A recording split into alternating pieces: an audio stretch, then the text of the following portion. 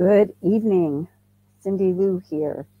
And if you've never seen me or heard from me before, usually you can see my face doing these lives, but I'm reading to my beloved Robin.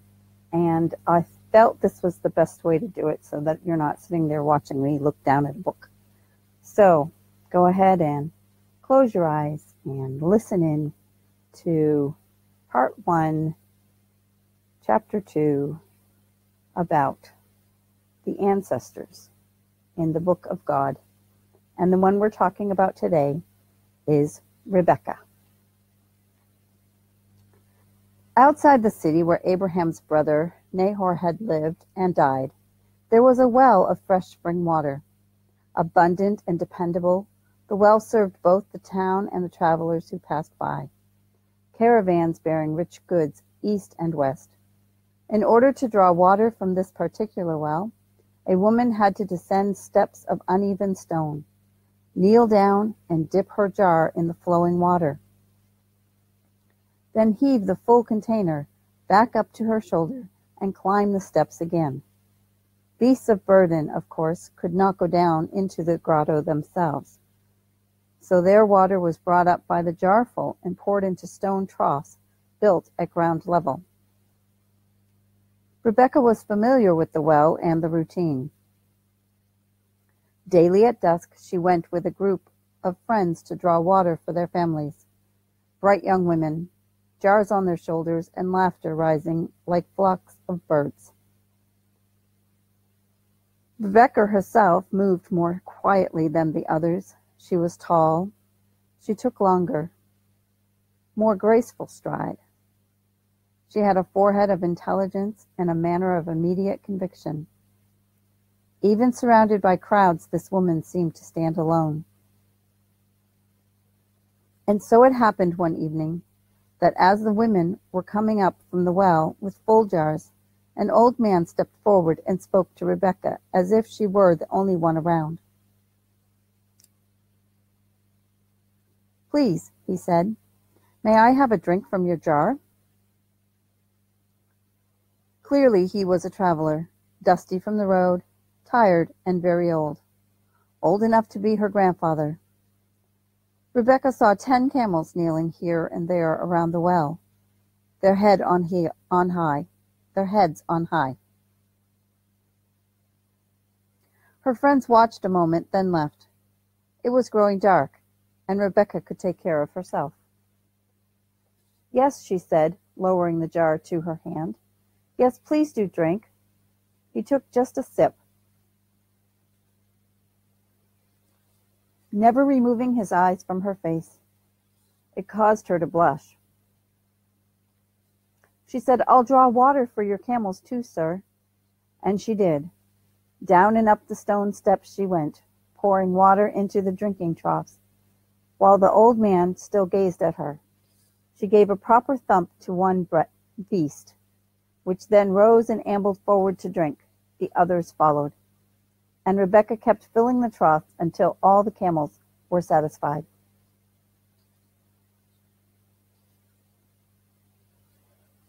It was dark when she was done,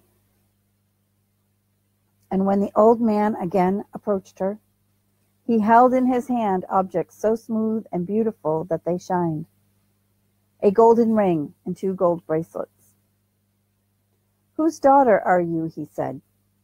Rebekah answered, "I am the daughter of Bethuel, who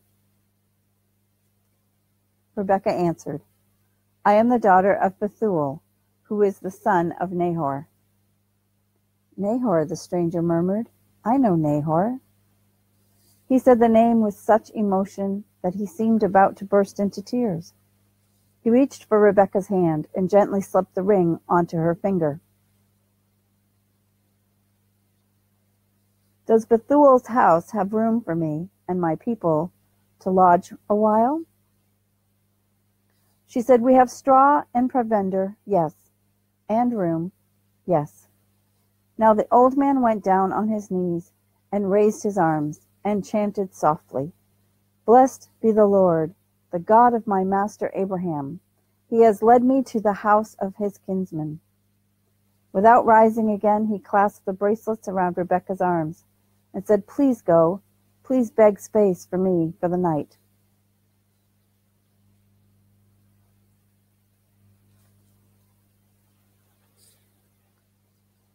Rebekah's father was old and infirm by then. It was her brother Laban who made the most of the family decisions. Laban didn't take an immediate interest in this story about a traveler from the West. He kept eating his supper, but then Rebekah removed her robe.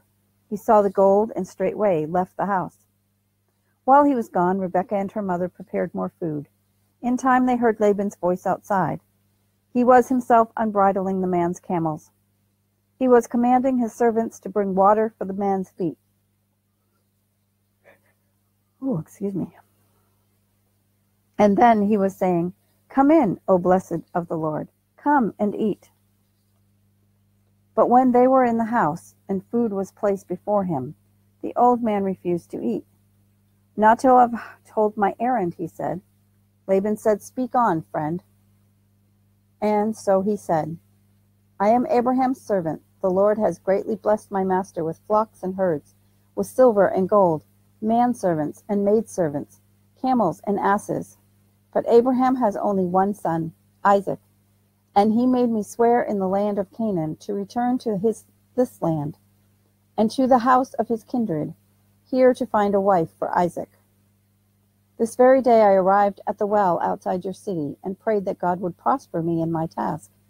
I said, 'O Lord, when I ask a young woman to give me a drink, if she says, "Drink, and I will draw for your camels too," let her be the woman you've chosen for my master's son.' And behold, even before I was done praying, your sister came.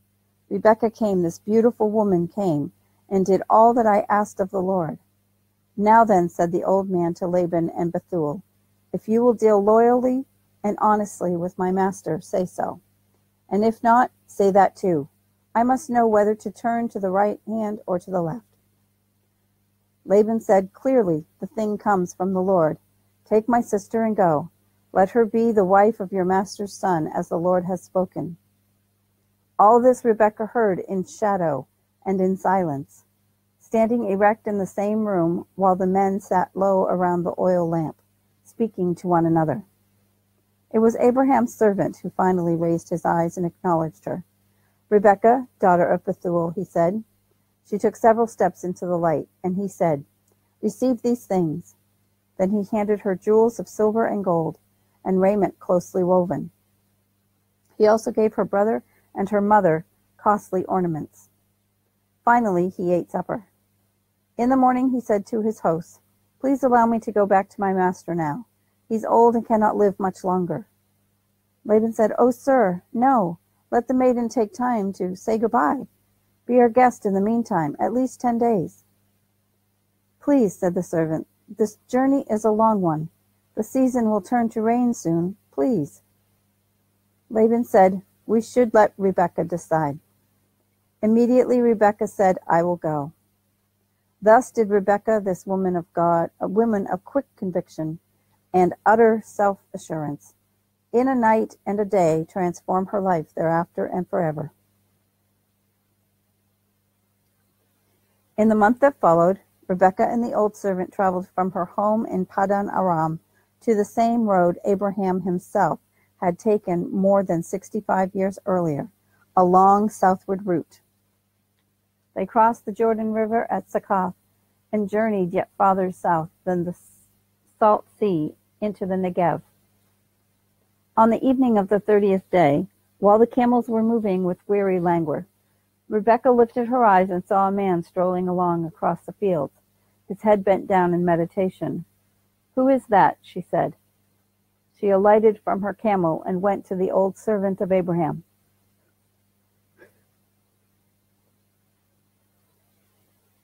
"Do you see that man in the distance?" she asked. "Who is he?" "Ah, that's the son of my master. That is Isaac." So Rebekah covered her face with a veil and waited to be seen by the man who would be her husband. In the Negev, then, Isaac took Rebekah to his tent, and she became his wife, and he loved her completely. He never loved another as long as he lived. He said, as soon as I saw the woman standing tall by the side of a white field, I fell in love with her. He was 40 years old. At the age of 175, Abraham breathed his last and died, an old man full of years. His 2 sons came to bury him in the cave of Machpelah, in the field where he had purchased as a burial place for his wife. So they were gathered together in the end, Abraham and Sarah. But the brothers Isaac and Ishmael went their separate ways, never to meet again. The children of Ishmael lived in the wilderness of Paran. They became a wild fighting tribe, their young men expert with the bow, their hands against all other tribes. Their hands against all other tribes. But after the death of Abraham, God blessed Isaac. For the next 20 years, he wandered throughout the Negev wilderness, sojourning with his flocks and herds in the lands of other people, living in tents as Abraham had done before him. And like Sarah before her, Rebekah was barren. Isaac, why does the king want to see us? Who knows why the kings do anything? No, but you know something. There's something you're not telling me. Well, yesterday when we were lying in the barley field, Abimelech saw us. So what? Why should a king care about someone else's loving? It wasn't so much a question as a meditation. Rebekah was beginning to wonder whether Isaac ought to strike camp and move away from this place, even before the harvest if necessary. She was riding a handsome donkey. A light breeze tugged at her veil. Her husband had insisted that she veil herself for this particular interview. Isaac himself was washed and well-dressed, leading the donkey up a long road toward the whitewashed walls of the Philistine city called Gerar. They had been dwelling in this region for several seasons now, maintaining a fairly peaceful accord with the king and his people. In the beginning, Isaac had even spent time in the city gates, gossiping with the citizens. But lately his flocks and fields had been prospering more than those of Gerar. And when his servants discovered a fresh water in an old well, the men of Gerar came and demanded it for themselves. Isaac shrugged and gave it over, and ordered his servants to dig another well. But when that well also brought forth a sweet water, the same men came to claim it, this time armed and angry, ready to fight. Isaac didn't want to fight. Though he himself was a good hunter, he was not a fighting man. He relinquished this well too. So Rebekah was thinking that it was time for them to rise up and travel elsewhere. Suddenly she snapped out of her meditation. Isaac, she said sharply, I think I want you to answer that question. What question?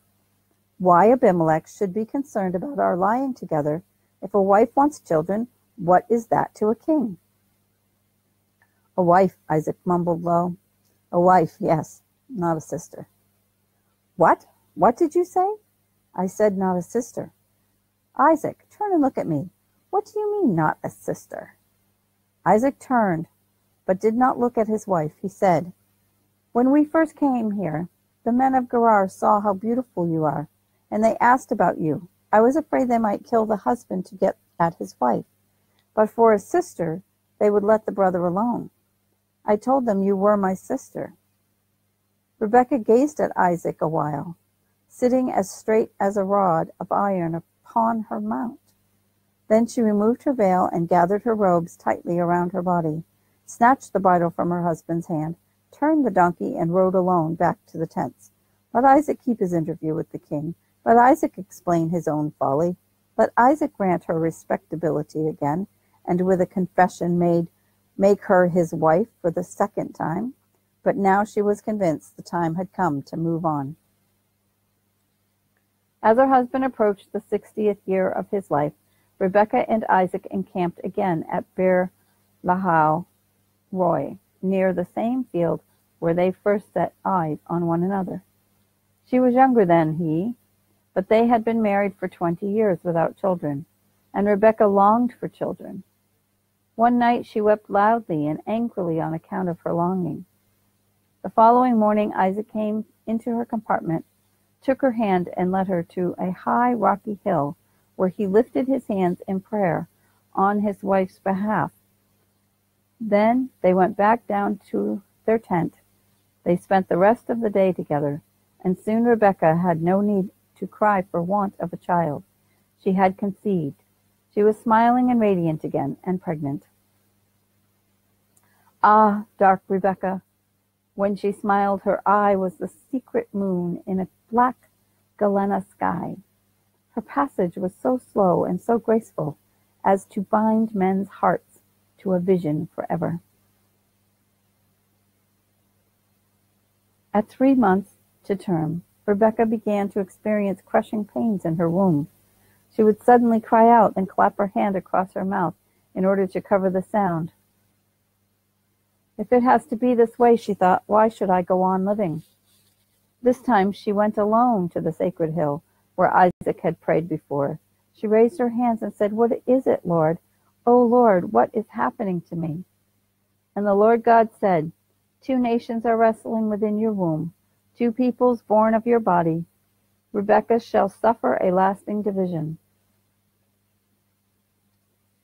One shall be stronger than the other. The elder shall serve his younger brother."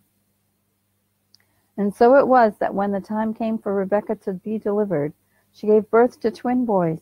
The first one came out wrinkled and red and so hairy he seemed to be wearing a coat, and the second came immediately behind, clutching his brother's heel. So they named the first infant Esau, and the next they named Jacob, because already within the womb he was seizing his brother's heel. As he grew into adulthood, Esau became a plainsman. Like his father, he would go away by himself for months at a time, living off the land, hunting. He had an accurate eye and an instinctive knowledge of his quarry. Gazelle, oryx, ibex, and all wild goats, mountain sheep, beasts of a gamier taste than fattened domestic animals. A broad-chested, red-haired man, Esau lived by the strength of his arm. Even when he sat among the tents, he was not given to much talk. Jacob, on the other hand, stayed continually in range of the household, the flocks and fields and tents. He dearly loved a cunning conversation. Jacob's face, like his mother's, was smooth and mobile with intelligence, and he was a verbal fellow, more confident of his wit than of his arm. Their father Isaac loved the game Esau brought home and cooked for him. Their mother loved Jacob. One wintry dawn, Esau returned from a long and unsuccessful hunt. He hadn't eaten for several days, and he had just traveled an entire night afoot. He was starving. As he approached the tents of his father, he smelled the morning stew on the air. It tightened his stomach and made him mad for food. He followed the scent directly to the tent of his brother. There sat Jacob stirring a bubbling red porridge. Esau could scarcely form the words. "Please," he groaned, pointing towards the clay pot. "Please, Jacob, I'm dying." Jacob said nothing for a moment. Then he looked up and smiled. "I think we can make a bargain," he said. Esau wiped a big hand across his mouth. "A bargain?" Jacob grinned and uttered his next words with such swift articulation that Esau felt at first confused, then angry, and then just hungry, careless of anything else. "Can a dead man inherit his father's wealth?" Jacob said. "Even if that man happens to be the elder of the 2 brothers only?" "No, of course not. Dead men inherit nothing hereafter. But if I give you food, I give you life now. In return for your life, then, you must give me that which, without your life, can mean nothing at all to you, your birthright. So then here is the bargain. Esau, I give you life, and you give me your birthright, and we are even." Jacob always talked like this, too fast for the common folk to follow. Esau could only think of food. "Yes," he said, reaching for the pot. But Jacob pulled back, and with eyes suddenly steadfast, "Swear it to me, Esau." Esau yelled, "I swear," snatched the pot by the main strength and carried it away, in order to eat without the noise of his brother's voice to annoy him. In the days of their youth most children give more thought to present desires than to the future necessities. Though it may mean nothing to a young man, then with his blood is high, and his arm is strong, and his father is healthy, a birthright is a terrible thing to lose.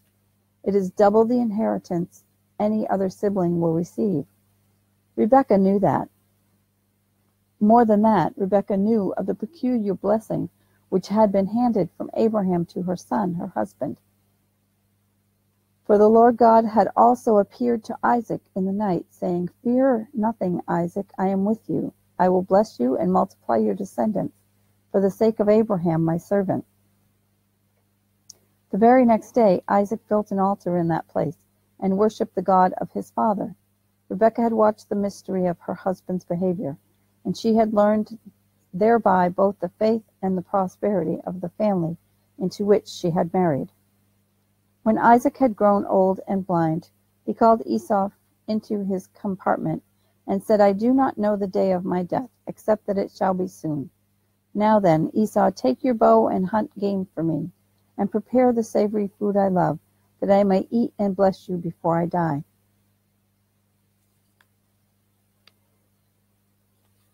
As soon as Esau left the tent for the field, Rebekah called Jacob into her compartment and whispered, "Don't talk, just listen.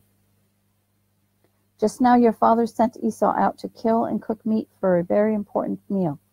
He plans to bless your brother before the Lord."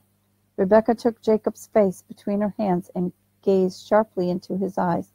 "There is no other blessing like the one he is about to bestow on your brother," she said. "It is the blessing his father gave to him, the blessing of God, which promises children and land to him who is blessed with it. Therefore go down to the goat herd and slaughter 2 kids. I will cook one the way your father likes it, savory, and you will carry the meat to him so that he blesses you first." Jacob whispered, "But Esau is hairy and I am smooth. My father will feel the difference." "What is hairier than a goat?" Rebekah said. "That's why you will kill 2 kids.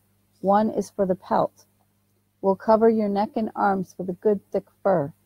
But what if my father discovers me? What if I get a curse instead of a blessing?" "Keep your voice down," said his mother. Then she hugged him briefly and said, "Upon me shall be the curse, my son. As for you, obey my word." So Jacob ran out and slaughtered 2 small goats with his own hand. Rebekah began to cook the one while Jacob skinned the other and scraped fat from the inside of the hide with the long edge of the knife. This fresh fur they tied to the back of his hands, to his neck and shoulders, and over that they pulled one of the robes Esau used when hunting. Rebekah placed the savory broiled meat into Jacob's hand and whispered, "Go." She entered his father's compartment bearing food. So he entered his father's compartment bearing food. "My father," said Jacob. Isaac, sitting low upon his pallet, said, "Here I am. Who are you, son?" Jacob said, "I am Esau, your firstborn. I have done what you asked. Please sit up and eat that you might bless me." Isaac turned his blind face to the side. "Already?" he said. "How did you find game so quickly?" "God gave me the speed." Isaac said, "Come here, son, let me touch you." So Jacob drew near unto him, and Isaac stroked the goat hair. "The skin is Esau's," he murmured, "but the voice is Jacob's. Are you truly Esau?" Jacob said, "Yes, I am." Isaac said, "Let me kiss you." Jacob bent down and held very still while his father kissed his neck and at the hem of this hunting robe. Finally Isaac said, "Yes, it smells like Esau. Yes, so let me eat of your game, my son, and I will bless you." When he had eaten, the old man spread his hands over the young man and rocked to the rhythm of his language, chanted, "I smell the soil, I smell the field the Lord has blessed. May heavens likewise grant you fatness, grains, and grapes, both bread and wine abundantly. May people serve you. Your mother's sons bow down before you. Your mother's sons bow down before you. If any curse you, will be cursed, and blessed be all who bless you, son, forevermore. And so it was done. Old Isaac subsided into weariness, and Jacob left the tent. Almost immediately Esau returned from the hunt with a fine catch. He dressed and cooked the meat and brought it into Isaac's compartment. Father, he said, arise and eat the meat you love so much. Then bless me, as you said. Eat, said Isaac, raising his head, blinking rapidly. Eat? And what do you mean, bless you? Who is this? Who are you? I am your son, said Esau. I am your firstborn son. Esau, Isaac widened his blind eyes. Yes, Esau, and I have obeyed your word. Then who was here before you? Isaac cried. Whose food have I eaten? What? Esau whispered. And who did I bless? Father, what are you saying? Yes, and he shall be blessed. You blessed someone instead of me, O Father? Esau lifted his voice in a wild, bitter cry. Father, Father, Father, he wailed, bless me also, O my father. Isaac said miserably, your brother has taken away your blessing, Esau. Jacob, cried Esau. Oh, they were right to name you Jacob. Twice you have tripped me up from my rightful place. And I, whispered Isaac, I have given him lordship over you. Esau fell down to his knees and wept. Oh, Father, is there nothing left for me? Not one blessing left? The old man grew quiet. Finally, he raised his hands above his elder son and spoke softly.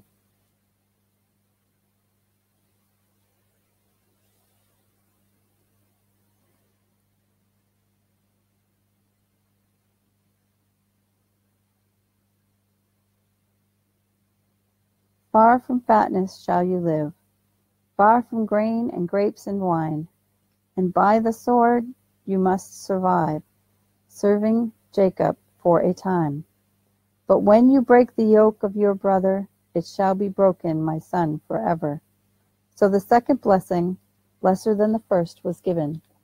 And so Esau went forth from the tent of Isaac, breathing threats against his younger brother. I'll wait until our father dies, he said, but then I will kill Jacob. In the early dark hours of the following morning, Rebekah slipped into Jacob's tent and woke him. Get up, she whispered, stroking his cheek and chin. Jacob, get up. Your brother has taken an oath to murder you. Flee to my family in the old country, Haran.